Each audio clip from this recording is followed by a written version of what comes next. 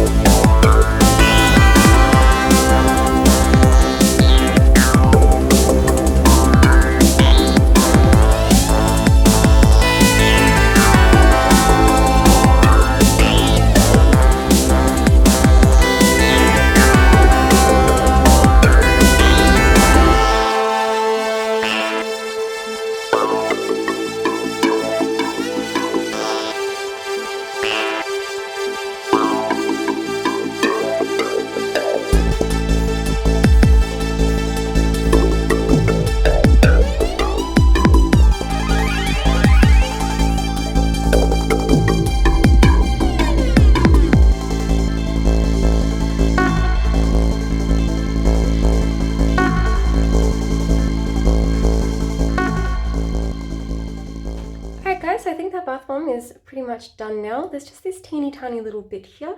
I just crumble it up if I can. This bath bomb was really active, going all around the tub. I had to keep moving the camera in order to follow it around. It smells really, really good as well. And as you can see, we have this really beautiful light pink foam on the top of the water. In a moment, I'll move the foam around so we can have a look at the watercolor.